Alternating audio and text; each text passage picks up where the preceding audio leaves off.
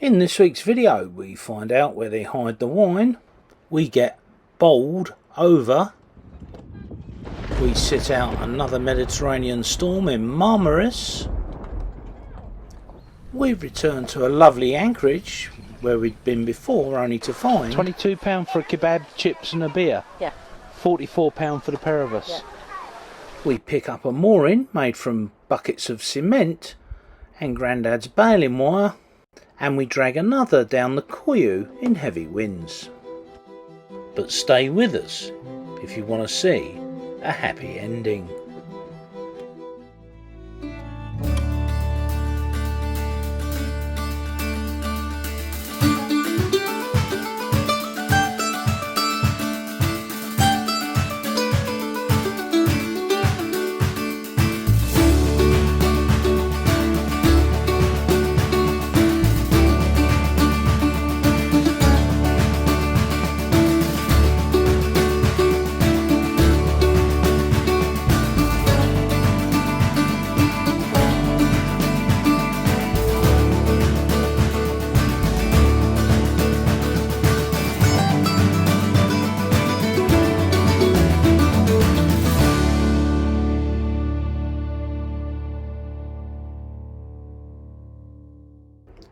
We'd been sitting at anchor in Marmaris, changing from one side of the bay to the other according to the prevailing wind, for about a week or so. There'd been lightning and thunder and a lot of heavy rain, but it's not unusual for this time of year, especially in an El Nino year. No, nothing unusual, just a tad of inclement weather. Say, nothing really to worry about.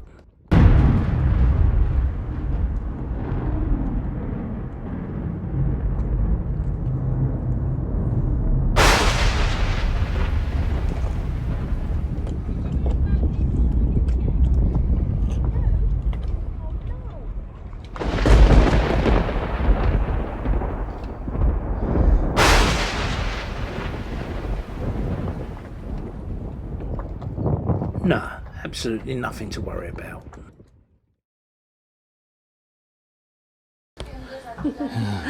Just renewed Cindy's museum pass using her Ecomat card. 60 lira. At current rate that's £2, which is cheap.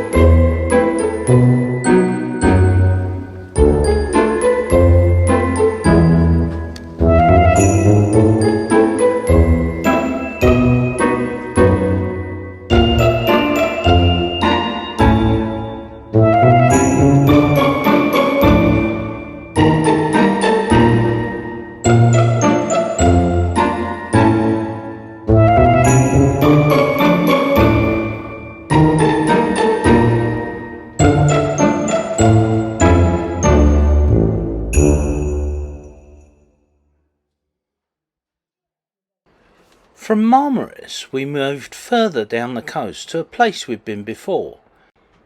Circe-le-Marne is a very picturesque spot. In fact, we featured it on Your Drone TV, which is our other channel where most of our drone footage is set to music. Pop over and have a look. Anyway, Seku Koyu, quite a narrow entrance. This rock here is 4 boat lengths away. This protruding rock here, probably 4 the other side. very narrow.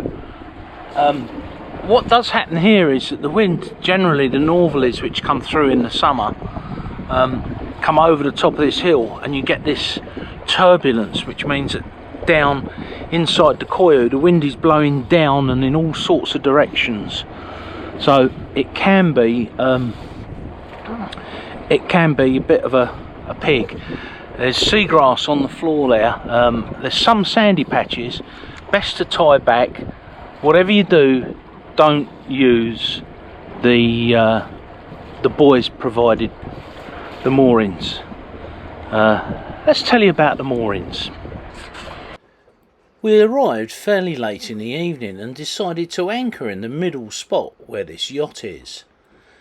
It's fairly good holding, but that evening it started blowing a hoolie.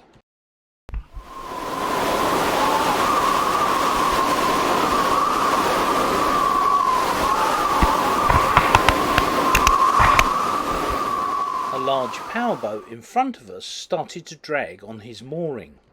We too started to drag backwards, and it wasn't until the morning that we found out why. The previous evening when we set our anchor, we'd actually hooked up under some old mooring buoys put there by the restaurant owner. When we put a GoPro down, this is what we found.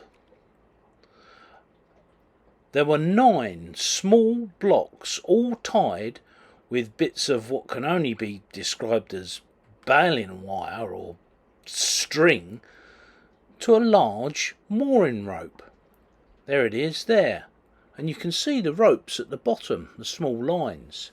As we set our anchor, it dug underneath these old mooring blocks and pieces of line and wire, and when the wind started really blowing, the anchor started to pull on the blocks and the lines and pulled them across the seabed, tangling our anchor with these old mooring blocks and bits of string. Now at the time we didn't have the GoPro down and it was dark, so we decided that what we would do is tie on to another mooring buoy.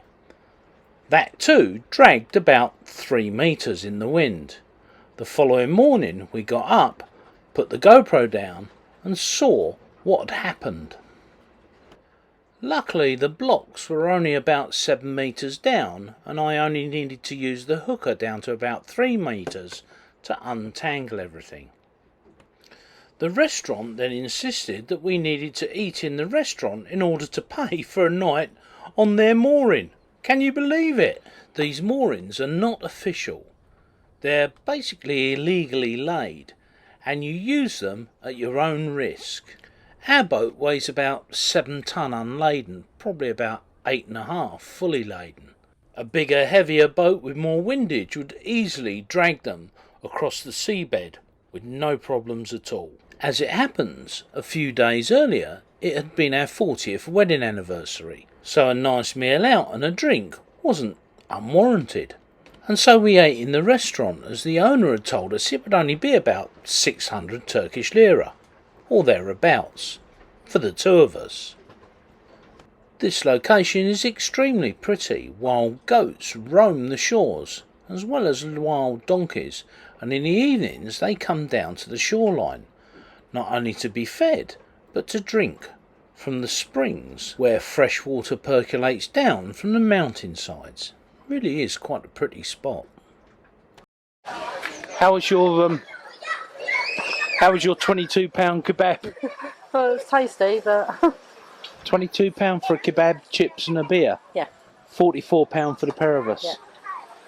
Not the cheapest. Well, in fairness, you get a buoy thrown in, but no, I don't mean a buoy, I mean a buoy.